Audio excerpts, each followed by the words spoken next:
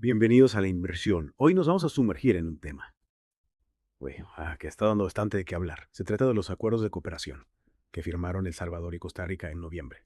Y la verdad es que la cosa se pone interesante, porque gran parte de estos acuerdos son Bien, secretos. sí. Es una situación bastante inusual, ¿no? Generalmente los acuerdos internacionales, Bueno, sobre todo cuando hablamos de economía, medio ambiente o energía, ya, tienden a ser públicos. La transparencia suele ser la norma. Entonces, este secretismo ha despertado muchas sospechas y preguntas. totalmente. Para esta inversión nos hemos basado en información de varios medios de comunicación que están investigando el tema. ¿Y qué se hasta ahora? Bueno, sabemos que el presidente Bukele visitó Costa Rica el 11 de noviembre y se reunió con el presidente Chávez.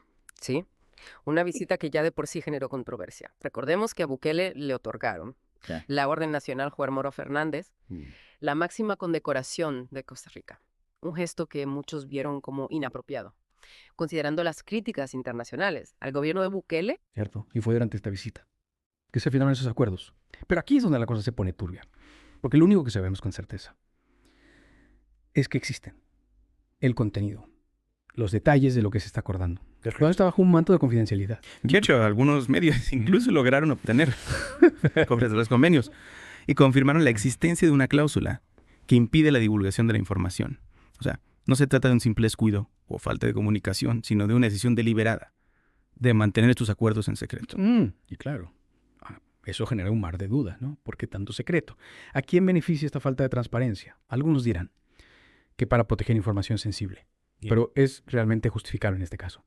¿Qué tipo de información sobre cooperación bilateral en temas como medio ambiente o economía podría ser tan delicada como para ocultarla por completo de la ciudadanía? Esa es la pregunta del millón. Y mientras no tengamos acceso a la información completa, es inevitable que surjan especulaciones y desconfianza. Porque seamos sinceros, cuando un gobierno decide actuar en secreto, la primera reacción de la gente es pensar que algo anda mal. Totalmente. Y más aún cuando hablamos de temas que impactan directamente a la población, ¿no? Como la economía o el medio ambiente. La gente tiene derecho a saber qué se está decidiendo en su nombre y a evaluar si estos acuerdos realmente les benefician o no. Precisamente. Porque sin transparencia no hay forma de garantizar. Estos acuerdos se estén utilizando para el bien común. Siempre existe el riesgo de que se estén negociando beneficios para unos pocos a expensas de la mayoría. De acuerdo. Pero bueno, a pesar del secretismo, algo de información se ha filtrado. Por ejemplo, en el ámbito energético, sea el de intercambio de experiencias, en electromovilidad sostenible, redes eléctricas inteligentes, ciberseguridad y desarrollo de proyectos conjuntos para la transición energética. Sí, a simple vista. Parece una agenda bastante prometedora, ¿no? Pero, ¿y si detrás de estas iniciativas se esconden intereses particulares que no necesariamente benefician a ambos países? Por ejemplo, ¿qué pasa si alguno de estos proyectos termina favoreciendo empresas específicas a costa del medio ambiente o de la economía local? Sin transparencia es imposible saberlo. Tienes razón. Es como si te invitaran a un banquete, pero solo te dejaran ver la decoración del salón y oler la comida desde afuera. Puede que parezca un festín increíble, pero no puedes estar seguro hasta que no te sientes en la mesa y pruebas los platillos. En este caso, la ciudadanía está siendo privada de ese derecho fundamental, de probar el banquete, de saber que se está cocinando en realidad. Exacto. Y esa falta de transparencia es aún más preocupante Ah, si consideramos las diferencias políticas entre los gobiernos de El Salvador y Costa Rica. Ahí está el otro gran elefante de la habitación. Por un lado tenemos a Bukele, con un estilo de gobierno que ha sido criticado como autoritario y concentrador de poder. Por otro lado tenemos a Chávez, que se presenta como un líder más democrático y respetuoso de las instituciones. ¿Cómo es posible que dos figuras tan distintas se pongan de acuerdo en temas tan sensibles? Y más importante aún, ¿cómo podemos estar seguros de que estas diferencias ideológicas Vamos a afectar la implementación de los acuerdos.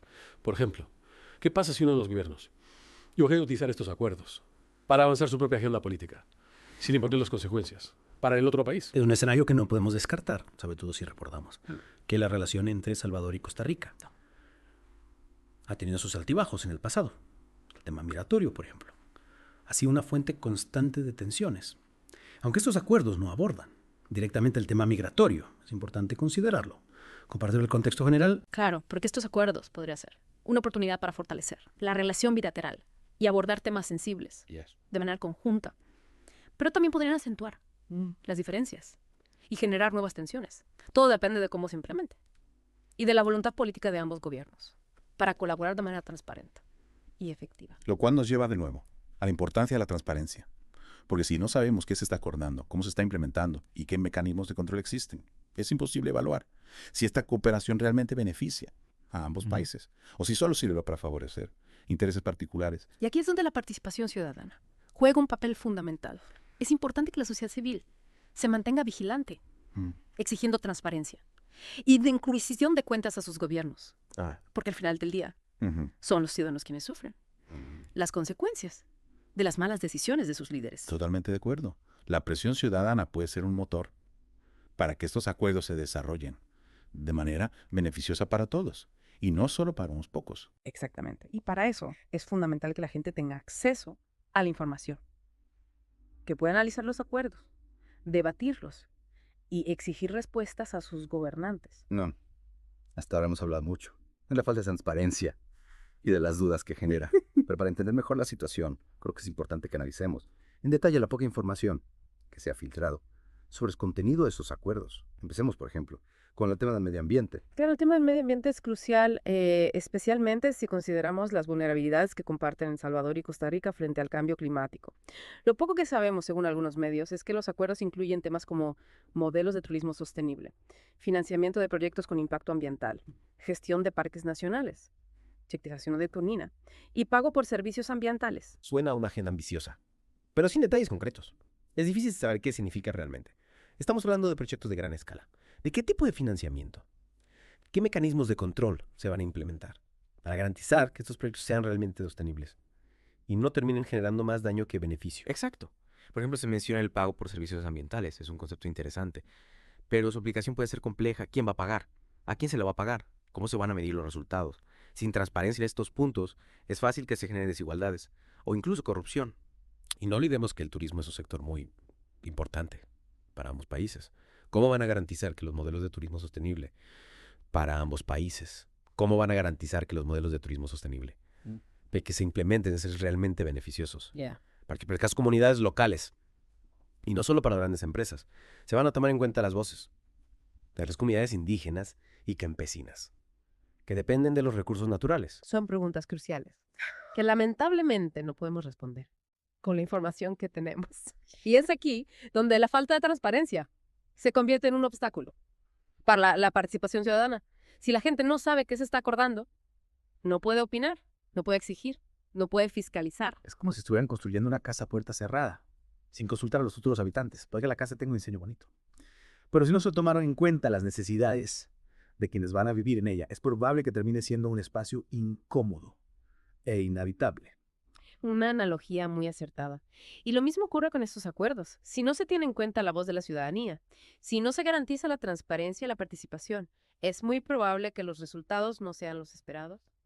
Y pasando al tema económico, ¿qué se sabe sobre los acuerdos en ese ámbito? Bueno, según la información disponible, se habla de cooperación en políticas económicas, intercambio de metodologías e investigaciones. Y capacitación para el sector empresarial. De nuevo, una agenda bastante general, que deja muchas preguntas sin respuesta. Por ejemplo, ¿qué tipo de políticas económicas se van a implementar? ¿Van a favorecer a las grandes empresas o a las pequeñas y medianas empresas? ¿Cómo van a impactar en el empleo y en el costo de vida? ¿Se van a realizar estudios de impacto socioeconómico antes de implementar estas políticas? Y en cuanto al intercambio de metodologías e investigaciones, ¿de qué áreas específicas estamos hablando? ¿Se van a compartir datos sensibles sobre la economía de ambos países? ¿Cómo se va a garantizar la protección de la información confidencial? ¿Y la capacitación para el sector empresarial? ¿A quién va dirigida? ¿Solo a las grandes empresas? ¿O también a las pequeñas y medianas? ¿Qué tipo de capacitación se va a brindar? ¿Va a ser realmente útil para fortalecer el tejido productivo de ambos países? Tienen muchas preguntas y la falta de transparencia nos impide encontrar las respuestas. Lo único que sabemos con certeza es que estos acuerdos se están negociando a puerta cerrada, sin la participación de la sociedad civil. Y eso, como ya hemos mencionado, es un motivo de preocupación. Claro, porque en última instancia, lo que está en juego es el futuro de ambos países. Estos acuerdos podrían ser una oportunidad para fortalecer la cooperación bilateral y avanzar hacia un desarrollo más sostenible e inclusivo. Pero si se siguen manejando con tanta opacidad, es muy probable que los resultados sean decepcionantes. De acuerdo. Y es importante que la ciudadanía tome conciencia de esto, que no se conforme con las migajas de información que se filtran a la prensa, que exija transparencia y rendición de cuentas a sus gobernantes, porque al final del día, El poder reside en el pueblo. Exacto. Y para ejercer ese poder, la información es fundamental. Hay que seguir investigando, hay que seguir preguntando, hay que seguir exigiendo respuestas. No podemos permitir que las decisiones que afectan a nuestros países se tomen a nuestras espaldas. Totalmente. Y ahora, para cerrar esta parte de la inversión, me gustaría hacer una reflexión. Más allá de las dudas específicas sobre el contenido de estos acuerdos, creo que hay una pregunta de fondo que debemos plantearnos. ¿Es realmente posible una cooperación efectiva y sostenible cuando se basa en el secreto? Es una pregunta interesante. Y creo que la respuesta es bastante evidente. La confianza es la base de cualquier relación, ya sea entre personas o entre países. Y la confianza se construye con transparencia, con diálogo, con la participación de todas las partes involucradas. Si se oculta información, si se toman decisiones a puerta cerrada, la confianza se erosiona y la cooperación se vuelve frágil e insostenible. Tienes toda la razón. La transparencia no solo es un requisito ético, sino que también es fundamental para que la cooperación sea realmente efectiva. Si no hay confianza entre las partes y se percibe que hay agendas ocultas, es muy difícil que se logren resultados positivos a largo plazo. Exacto. Y esto nos lleva a otra pregunta clave. ¿Qué podemos hacer como ciudadanos para garantizar que estos acuerdos se manejen con la transparencia que se merecen? Bueno, en primer lugar es importante mantenerse informado. Seguir de cerca las noticias, investigar por nuestra cuenta, no conformarnos con la información oficial que a veces puede ser escasa o sesgada. Sí. Y no hay que tener miedo a hacer preguntas. A los medios de comunicación, a las organizaciones de la sociedad civil, a nuestros propios representantes. Exigirles que nos expliquen qué se está negociando en nuestro nombre, cuáles son los beneficios y los riesgos de estos acuerdos. Y también es importante organizarse, unirse a grupos de la sociedad civil que estén trabajando en temas relacionados con la transparencia y la rendición de cuentas, participar en debates, foros, consultas públicas, hacer que nuestras voces se escuchen. Porque al final del día la democracia no se limita a votar cada cierto tiempo. Implica también una participación activa en la vida pública, exigiendo transparencia y rendición de cuentas a nuestros gobernantes. Claro, y en este caso, la exigencia de transparencia es aún más importante dada la naturaleza confidencial de estos acuerdos y las dudas que se han generado en torno a ellos. Entonces, para ir cerrando esta inmersión, ¿qué mensaje le enviarías a nuestros oyentes que están interesados en este tema y quieren saber más? Les diría que no se desanimen por la falta de información, que sigan investigando, que sigan preguntando, que no se conformen con las respuestas fáciles, que recuerden que la información es poder y que la transparencia es fundamental para una democracia saludable. Muy bien dicho.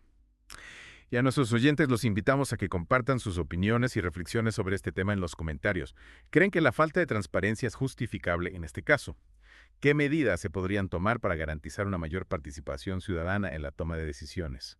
Sus comentarios son muy valiosos para nosotros. Y recuerden que pueden encontrar más información sobre este y otros temas de actualidad en nuestro sitio web y nuestras redes sociales. Muchas gracias por acompañarnos en esa inmersión. No olviden suscribirse a nuestro canal de YouTube y Spotify para no perderse ningún episodio. Hasta la próxima.